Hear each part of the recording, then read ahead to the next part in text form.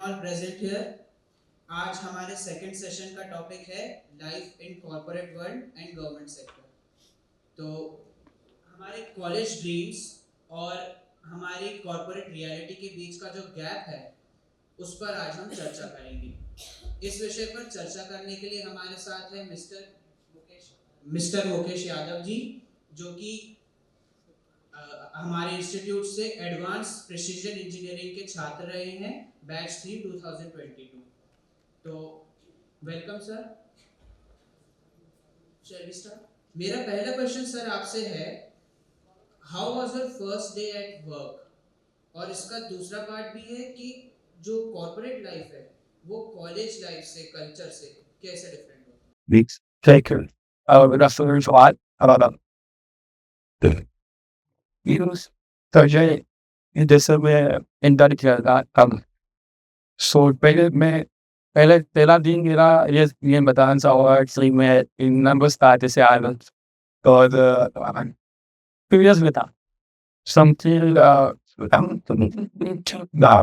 जब मैं वहाँ गया वहाँ पे 4 में from वहाँ की कंपनी रूल्स रेगुलेशन कंप्लायंस के बारे में बताया, साथ ही साथ टीम इंटेक्शन कराया और वहाँ के जो डिपार्टमेंटल वर्टिकल्स होते हैं उनके ऑपरेशंस कैसे होते हैं इनके बारे में मुझे बताया है। आपका दूसरा क्वेश्चन था कि कॉर्पोरेट और कॉलेज में क्या डिफरेंस है। जी जी।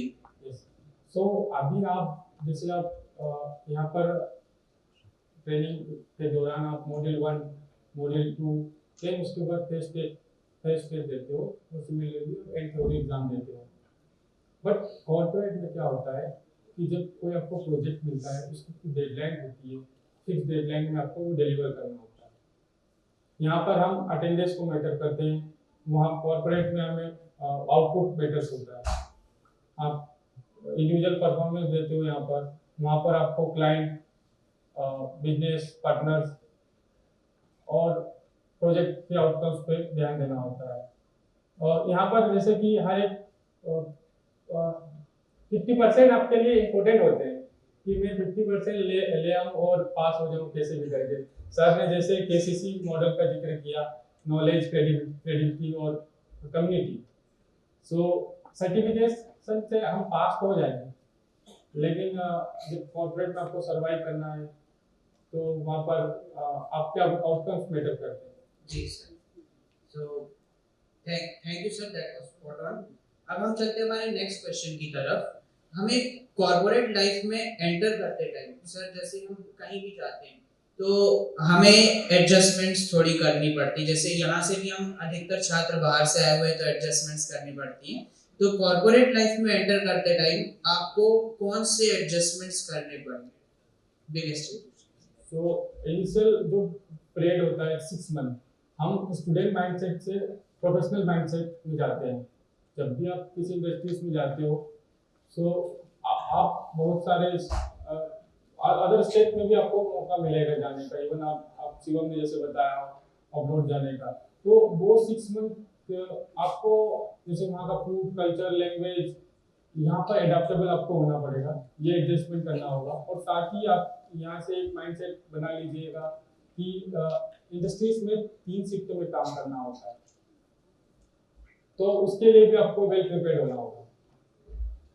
थैंक यू सर, ये हम सबके लिए काफ़ी सॉलिड इंसाइट रही, क्योंकि काम के सिलसिले में हमें बाहर जाना भी पड़ता है सर। तो अब हम आते हैं सर, हमारा नेक्स्ट क्वेश्चन है, जो फ्रेश ग्रेजुएट्स होते हैं हमारे यहाँ, क्योंकि छात्र जो है अलग अलग बैकग्राउंड से हैं, ग्रेजुएट्स भी हैं और पॉलिटेक्निक के छात्र भी हैं, आईटीआई के भी है। तो हमारे जनरली सुनने मिलता है कि बेरोजगारी है, पर डिग्री है फिर भी बेरोजगार लोग घूम रहे हैं इतने सारे।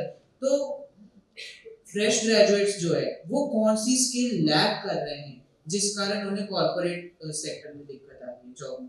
ये आपका अच्छा क्वेश्चन है। मैं इसमें ये बताना चाहूँगा कि सबसे पहले problem solving thinking. Problem solving thinking के सबसे पहले भी आता है प्रॉब्लम डेफिनेशन। तो प्रॉब्लम डेफिनेशन को आप कैसे अप्रोच करते हो, उसमें आपने जैसे बताया कि यहाँ पर आईटीआई और टेक्निक और engineering student, you are kinesthetic learner. Kinesthetic learner वो होते हैं लर्निंग बाय डूइंग। आप ऑलरेडी मसल्स पे काम करते हो, उसको सीखते हो। रिसेंटली अभी एमपी गवर्नमेंट ने एक इनोवेशन स्प्रिंट लॉन्च की, एक एनमैट 2024, जिसमें तीन ट्रैक थे, हर एक की डेफिनेशन थी। मैं आपसे रिक्वेस्ट करता हूँ कि आप हर ऐसी इनोवेशन हैकाथन जो होती है, वहाँ की प्रॉब्लम स्टेटमेंट आप एक बार उसको ध्यान दें और उस प्रॉब्लम स्टेटमेंट को एज अ मिनी प्रोजेक्ट के रूप में बाकी स्टेट गवर्नमेंट और डिफरेंट मिनिस्ट्रीज समय समय पर अपनी प्रॉब्लम स्टेटमेंट निकालती है। जैसे सर हमारे डायरेक्टर सर भी डीआरडीओ से डिफेंस से भी आती है कुछ प्रॉब्लम स्टेटमेंट।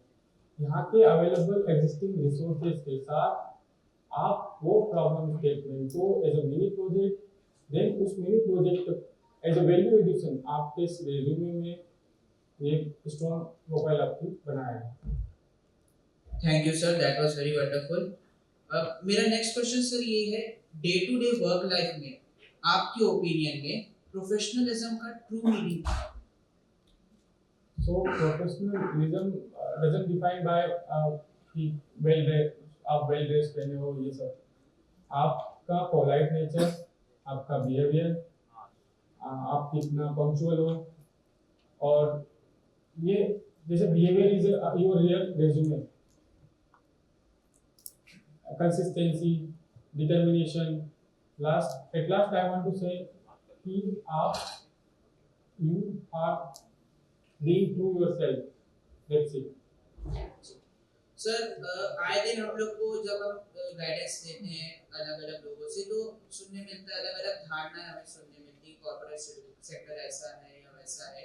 तो मैं आपसे मेरा क्वेश्चन अगला ये है कि कोई एक ऐसी धारणा या मिथ जो आपको रियलाइज हुआ कॉर्पोरेट सेक्टर में एंटर करने के बाद कि ये मिथ ही है रियलिटी में? आफ्टर कुछ समय के बाद मुझे ये रियलाइज हुआ कि हार्ड वर्क डजंट से आपको प्रमोशन और इंक्रीमेंट नहीं मिलता, बल्कि आपको हार्ड वर्क की जगह पे स्मार्ट वर्क करना पड़ेगा। और इस पे ये भी डिपेंड करता है कि आप किस प्रोजेक्ट पे काम कर रहे हो, उसका इम्पैक्ट क्या है ऑर्गेनाइजेशन पर, ओवरऑल परफॉर्मेंस, और ये सभी पैरामीटर्स पर आपका इवैल्यूएशन होता है, असेसमेंट होता है। तो मैं इस बात पर कंक्लूड करना चाहूँगा। ये बिल्कुल आई ओपनिंग था सर हमारे लिए। अब हम अपने लास्ट क्वेश्चन की तरफ सर चलते हैं सर।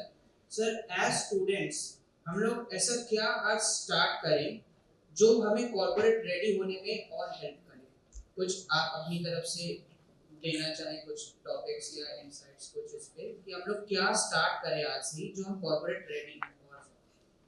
सबसे पहले टू डू लिस्ट आप डेली एक्टिविटी बना सकते हो। जैसे 80/20% रूल जो पेरेटो प्रिंसिपल है, पहले अपने less important more important task को डिवाइड कर सकते हो, उनको कैटेगराइज कर सकते हो। दिन में 10 टास्क होते हैं, उनको 5 मोर इम्पोर्टेंट है, उसमें भी आप 20% एफर्ट डाल के 80% उसका रिजल्ट कैसे लाए, वो 5 जो मोर इम्पोर्टेंट टास्क है उस पर काम कर सकते हो, क्योंकि ये आपके लिए यूजफुल होने वाला है जब आप डे 1 से आप कॉर्पोरेट में एंटर करोगे। और वही peak hour, energy peak hour में आप सबसे पहले कौन सी टास्क करते हो। और मैं दूसरी बात ये भी शेयर करना चाहूँगा कि जैसे मैं अपना खुद का एग्जांपल लेता हूँ कि जब मैंने यहाँ से मेरा जब 2022 में कंप्लीट हो रहा था, उससे पहले मैंने यहाँ प्लेसमेंट के पहले ही मुझे जॉब ऑफर मिल गई थी। कैसे? मैंने जॉब हंटिंग की स्ट्रेटेजी बनाई थी। जॉब हंटिंग कैसे होती है, जब मैं एनरोल कर रहा था प्रोग्राम के दौरान ही मैंने ये सर्च करना स्टार्ट कर दिया था कि मेरा जो ट्रेड है वहाँ इंडस्ट्रीज कहाँ पर मिलेगी मुझे, और उस इंडस्ट्रीज को मैं डेली बेस पे मैं सर्च करता था कि इस इंडस्ट्रीज की वेबसाइट पे जाता था थ्रू लिंक्डइन या अदर प्लेटफॉर्म। तो मैं आप सभी से रिक्वेस्ट करूँगा कि आप अपने लिंक्डइन पर प्रोफाइल बनाएं, और आप कोल्ड ईमेलिंग भी कर सकते हो ताकि आपको अपॉर्चुनिटीज मिले। तो सुना आप सबने, हमें सर ने कितनी वैल्यूएबल इंसाइट दी अभी कि हमें अलग अलग सोर्सेस में अप्लाई करना है।